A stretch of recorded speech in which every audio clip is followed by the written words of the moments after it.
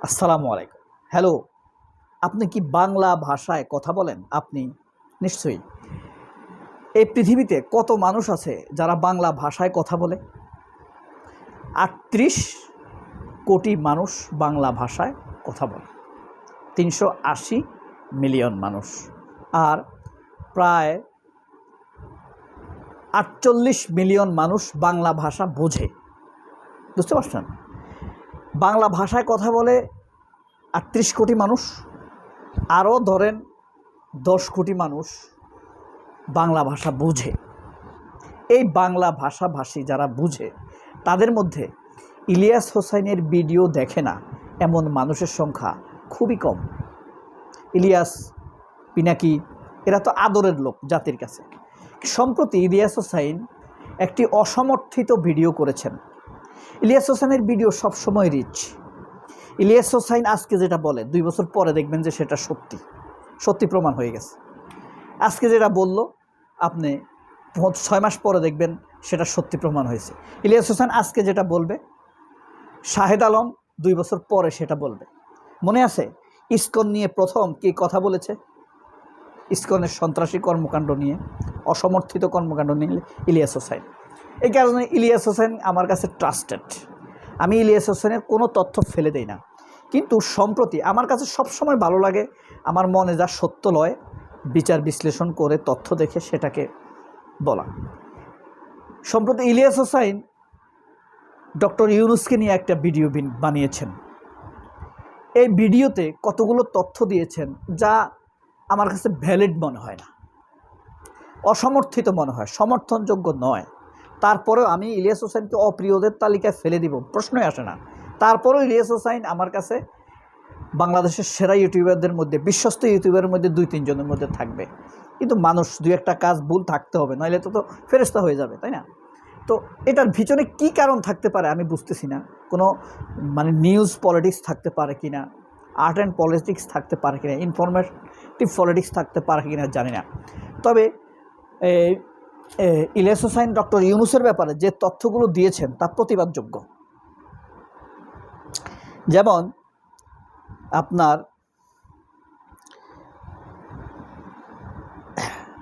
ইলিয়াস হোসাইন গতকাল যেটা আমি পুরা শুনলাম, গতকাল আমি যে তথ্যগুলো বের করতে পেরেছি, এখানে দেখা গেছে আবেগ কেউ একজন ইলিয়াস বা কয়েকজনে মিলে ইলিয়াস হোসেনকে একসাথে একই রকম তথ্য দিয়েছে, তারপর সে চটে গেছে। তারপরে কারণ এখানে আবেগপূর্ণ কথা দেখা গেছে, নিখুঁত কোনো তথ্য দেখা যায় নাই ডক্টর ইউনূসের বিরুদ্ধে। ডক্টর ইউনূসকে আমরা জীবনে দেখি নাই, পছন্দ করি দুঃসময়ে। ইলিয়াস হোসেনের সাথে আমাদের দেখা হয়েছে, অত খাতিল নেই, কিন্তু এখন ভালোবাসি। কেন? সত্য তার কাছ থেকে সত্য শুনতে শুনতে, যেটা 40টা টেলিভিশন চ্যানেল পারে নাই সেটা ইলিয়াস হোসেন পারছে, সেটা কনক সরোয়ার পারছে, সেটা কনক জাওয়াদ নির্ঝর পারছে।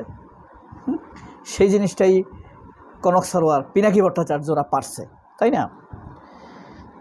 তো এখানে মুখের জোরে তথ্য বেশি পাওয়া গেছে। কয়েকজন উপদেষ্টা হয়তো বা করাপশন করেছে, সেটা সুনির্দিষ্টভাবে বলতে পারতেন, কিন্তু ডক্টর ইউনূসকে এভাবে বলা আমার কাছে পছন্দ হয় নাই। তিনি বলেছেন একটা কোম্পানির চেয়ারম্যানের কথা, যে কোম্পানিগুলোর কাছ থেকে কয়েকটা কোম্পানির চেয়ারম্যান কোটি কোটি টাকা দিয়েছে, অথচ ইউনূস তো এখন ক্ষমতায় নাই। যে কোনো সময় ইউনূসের বিরুদ্ধে খুব জোরালো অভিযোগ করা যেতেই পারে, তাই না?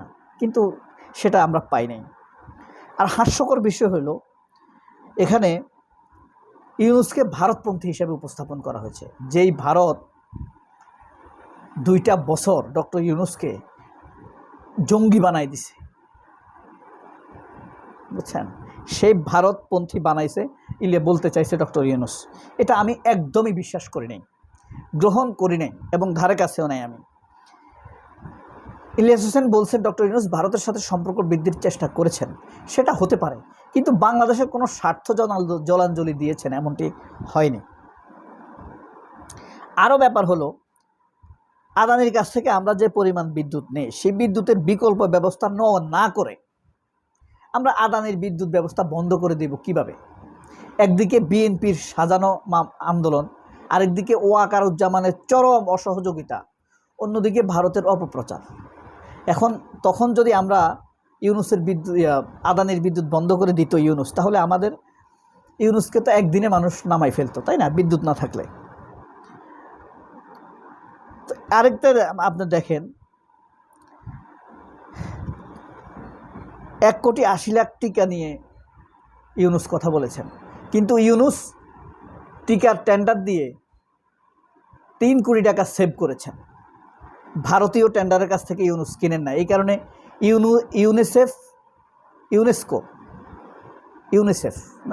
ইউনিসেফ এবং ভারত একসাথে ইউনুসের বিরুদ্ধে সোচ্চার হয়ে গেছে, তাদের লাভে আঘাত লাগছে। এখন আমরা হয়তো দেখতে পারি যে আমেরিকার বিরুদ্ধে গেছে ইউনুস, না, যে আমেরিকান নাগরিক সে ভারতের লোক, আমেরিকান নাগরিকত্ব নিছে, এখন নিজেকে আমেরিকান হিসেবে শো করে, সে ইউনুসের বিরুদ্ধে লেগেছে। বুঝতে পারছেন চালাকিটা? এরপরে দেখেন, গ্রামীণ ব্যাংকের ডক্টর ইউনুসের কোনো টাকা নাই এবং গ্রামীণ ব্যাংকের কোনো সম্পদ ডক্টর ইউনুসের নয়। ডক্টর ইউনুস নিজের সকল সম্পদ ট্রাস্ট করে দিয়েছেন। এরপরেও এটা বলাটা আমি মনে করি না। ইলিয়াসের আরেকটা অভিযোগ ছিল, কর ফাঁকি দেওয়ার জন্য নিজের টাকা দিয়ে ট্রাস্ট করেছেন। ডক্টর ইউনুসের 72 সালে এই গ্রামীণ ব্যাংক প্রতিষ্ঠা করেছেন ডক্টর ইউনুস।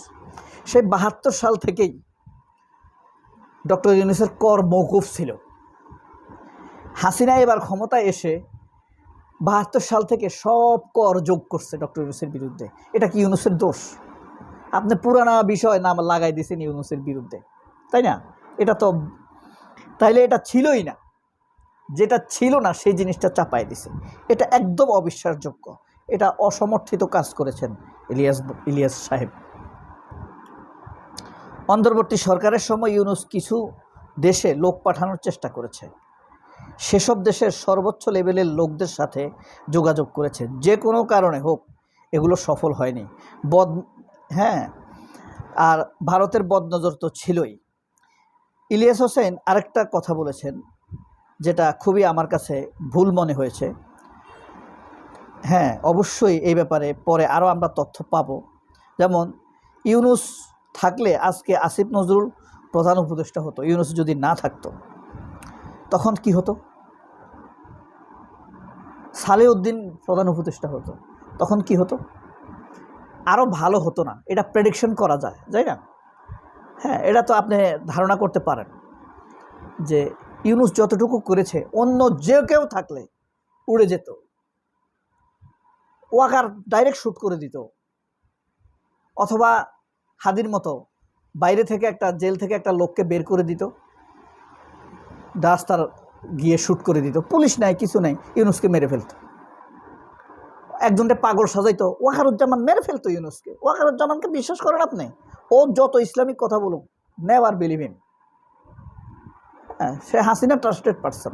সে আমাদের জন্য স্পষ্ট কি করছে এই বাংলাদেশের জন্য? বাংলাদেশের পয়সা ছাড়া সে এক কদম লড়তে পারবে? তার পোশাক আশাক, বাসা, গাড়ি, এসি, খাওয়া দাওয়া সব তো আমাদের টাকা, তাই না? ট্যাক্সের টাকা। সে অথচ যারা আমাদের টাকা পয়সা চুরি করছে তাদেরকে সে মুক্ত করে দিছে, সেনা হেফাজতে রেখে দিছে না?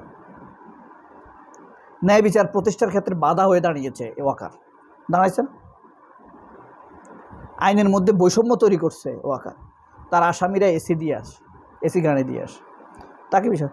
তো যাই হোক, এটা ওয়াকার, এটা ইউনুস জানে। তবে ইলিয়াসের এটার পেছনে কি মোটিভ থাকতে পারে আমার রহস্য লাগে। ইলিয়াস তো এমন কথা বলার কথা না, এটার পেছনের মোটিভ কি আমি আসলে খুব বেশি জানি না। নাকি সেনাবাহিনীর ভিতরের কোনো জানি না, আল্লাহ ভালো জানে। সবাই অনেক ভালো থাকবেন। আল্লাহ হাফেজ, আসসালামু আলাইকুম।